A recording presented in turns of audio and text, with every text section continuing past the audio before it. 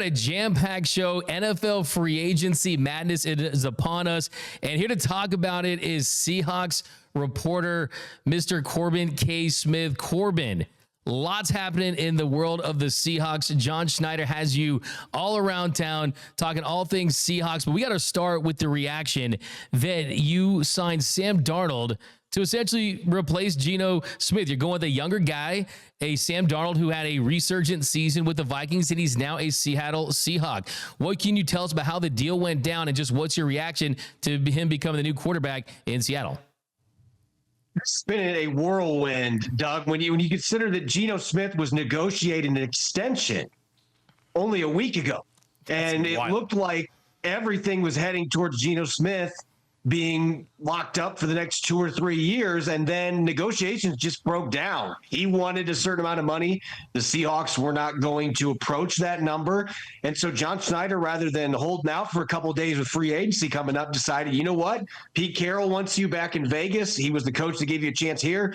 We're going to ship you for a third-round pick. And that decision was not made without having a contingency plan. And the contingency plan was Sam Darnold and their intel that he was maybe going to be more affordable than they originally thought. And you look at the deal that they were able to sign him at, he's now the 18th highest paid quarterback, and it's more than $10 million less than what Geno Smith was asking for per season. So that is really what it boiled down to. From a cost standpoint, they felt like they were going to get more bang for their buck here. They moved on from Geno Smith, sent him to a place that he's going to be really happy reuniting with Pete Carroll. And then you get a quarterback that has been in a very similar system with Kevin O'Connell to what Clint Kubiak's going to be running in Seattle. And what can you tell us about like how close they were to getting a new deal done with Geno Smith? The numbers that he put up last season with a team that, I mean, the running game at times wasn't there, but the completion percentage, I mean, the numbers that he put up, he was a above average quarterback and someone that has had success in Seattle. How close were they to getting a new deal done? We're at the 25-yard line. Were they close to the goal line? Just how close was that? And do you think that the Seahawks can still be in a good position to win football games next season with Sam Darnold under center? Well, going with your first question here, I'm going to reference the Seahawks-Rams game at Lumen Field. This is how close I think they were. At least the Seahawks thought that they were. They were in the red zone, and then Geno Smith got picked for a pick six. And the pick six in this case was not giving back a counter offer. Basically, they cut off negotiations. And that meant Geno Smith was basically telling them, I don't appreciate the offer there. I want to go play in Las Vegas. And so they were able to make it happen.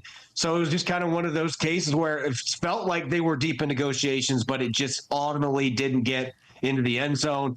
As for whether this team can stay afloat and winning games, compete in the NFC West with Sam Darnold, I think they absolutely can, but you don't have DK Metcalf. You don't have Tyler Lockett. This is a team that has basically completely burned down to the studs, aside from Jack Smith and Jigba, their offense. And so they are going to have an offensive line that can actually open up the run game. They have to have a complementary game. They did not have that for Geno Smith last year. If they can shore up the O-line, they need to be aggressive in this free agency period. Get some people to protect Sam Darnold. Allow the run game to get going so you can play action, which is his biggest strength. He had 16 touchdowns on play action passes last year. Kubiak's offense is built around that schematically. So if they can run the ball and the offensive line is better, they absolutely can put together a playoff caliber team with Sam Darnold, but they've got a lot of work to do with all of the defections that they've had here the last week. Yeah, because it feels like the optimistic view of this is saying, hey, the Seahawks get Sam Darnold for less than the Buccaneers paid for Baker Mayfield, for less than the Saints paid for Derek Carr. Heck, even if you look at what the Giants paid for Daniel Jones a couple of seasons ago, this is a Sam Darnold that, yes, it was one season, but if he looks anything like he did for most of last year, I mean, this could be a win for a franchise that clearly is going in a different direction without DK Metcalf. Now, you did really hint that this DK move was happening. What can you tell us about how that move went down and the Seahawks' decision to move on from Metcalf? Yeah, a week before the combine is when they started their initial negotiations, because Metcalf only had 1 year left in his deal, and the two sides were pretty far apart in terms of compensation. DK Metcalf wanted $30+ million per year as one of the highest paid receivers. And while the Seahawks valued Metcalf as a top 10 receiver, they didn't view him as a top 5 receiver. And the stats bear that out. He's a very good football player, but not in that Justin Jefferson and Amon-Ra St. Brown type category. We're talking about the best receiver in the league. But he wanted to be paid accordingly. And then John Schneider was not actively trying to shop DK Metcalf, but he fielded a few calls at the combine because that's what he says he always does. You've got to have your ears open to see what's out there. So he was at least discussing DK Metcalf's availability with the Packers, the Patriots, and there was a third team that my source was not connected with. But those negotiations and the talks that were on the phone, not a surprise, less than a week later, DK Metcalf saying, "Oh, you guys have been talking about moving me. All right, well, I want to be moved," and put in the trade request. And John Schneider didn't mess around. He granted that, and they got the second-round pick from the Steelers. So that's how all this happened in a pretty quick order, and it just felt like that relationship was fractured to the point they weren't going to be able to fix it. Yeah, and you look at kind of the deals they made. Does this signal a rebuild for the Seahawks? I mean, what are you calling this transition with this just changeover in talent? I don't think it's a rebuild. I think that they're trying to reload because, look, the defense was a top 5 scoring defense the last 8 games last season. And after re-signing Ernest Jones and Jaron Reed yesterday, they're pretty much going to have every starter from that unit back under contract. So they think the defense can carry this football team. Now they're just hoping that an offense that didn't live up to standards last year and underachieved, they're hoping that with changing some of these pieces, a new offensive coordinator in Clint Kubiak, a better offensive line, that the offense can be better. And they don't need it to be a top 10 scoring offense. If they're in the top 15 and they don't hurt themselves in the red zone as much with this defense that they've assembled, Mike Macdonald believes that there's nowhere to go but up with that group. Then they still can be very competitive in the NFC West. But the offensive line is really the big X factor. If they don't get that cleaned up, it's going to be really difficult to build off the 10-win season they had last year. Yeah, and I'm curious to say what you have to say about what this means for Jackson Smith-Njigba. Now he is in that number 1 receiver spot. He's going to get most of the targets. You saw the growth that he had last season, making the Pro Bowl. What does this mean for JSN? He's just going to be fed the football more. And you look at Clint Kubiak's track record. Back when he was the offensive coordinator in Minnesota, Justin Jefferson went for over 1,600 yards that year. Last year, he could have had 2,000-yard receivers if Chris Olave and Rashid Shaheed did not get hurt middle of the season. He knows how to get the football scheme to his receivers in space. And Jackson Smith-Njigba, let's be honest, he was the number 1 receiver for most of last season for the Seahawks. It wasn't DK Metcalf, which I've been told may have been part of the reason that Metcalf kind of forced his way out of town. Wanted to be the number 1 guy. JSN already was. Now he clearly is going to be the alpha dog, and they're going to have to figure out how they can supplement him with second and third receivers on the roster. And last question here. Let's grade the trade first, the Geno Smith trade, because you look at it, I mean, it clears $31 million salary for 2025. You only take on a $13.5 million dead cap hit. Then you look at the Darnold deal, where you get with that. Just kind of what do you grade these 2 moves for the Seahawks?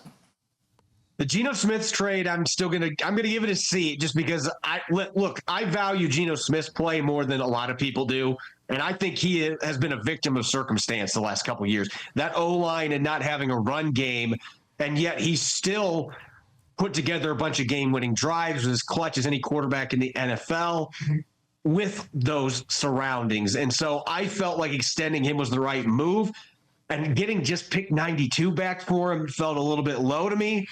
As far as the Sam Darnold signing, I'm going to give that a B because I do think the value is there. If they would have gone $40 million a year, I probably would have said C or C minus because you have 1 year of work, of quality quarterback play to work off of. But I think that the price point, the fact that it really looks like it's a 2-year, $55 million deal that they can then move on from. And if you want to move on after this next year, it's a smaller cap hit. They have given themselves easy outs if this doesn't work out. Well, there he goes, Corbin K. Smith. He's all things Seahawks. Go follow him on the X. Go also listen to host Locked On Seahawks 2, the 12th man. He is their man, Corbin K. Smith. We appreciate it. Hey, this is probably going to be not the last one we're going to be talking about because the Seahawks are very, very active, making headlines early on. We'll see if it works out. I do think that you are 100% right. I almost feel like Geno Smith has managed to become underrated. I mean, top completion percentage since 2022.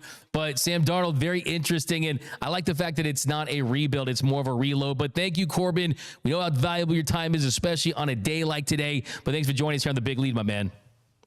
Thanks, man. Appreciate it, Doug. It is all good. But yeah, guys, definitely give him a follow and definitely give your takes down below. What are your thoughts on what Corbin K. Smith had to say about the Seahawks and the moves they made this offseason? Because, I mean, I think for me so far, it's interesting to hear him say that it's a reload, because that's exactly what it is. They're not saying, okay, since Geno Smith is a Raider now, we're playing for a draft pick. We're playing for the future. They want to win now because of how low that defense is. Leonard Williams had a fantastic season. You still have weapons like Kenneth Walker III and Jackson Smith and Jigba. There are pieces there. I will say from the Raiders end, I love this move for Geno Smith. Geno Smith has become one of the most underrated quarterbacks in the NFL, and they send over a third-round pick to Seattle, and that was one of their third-round picks they had stashed away, because remember, the Raiders got a third-round pick from the Jets in the Devontae Adams deal, so they had some draft capital to play with.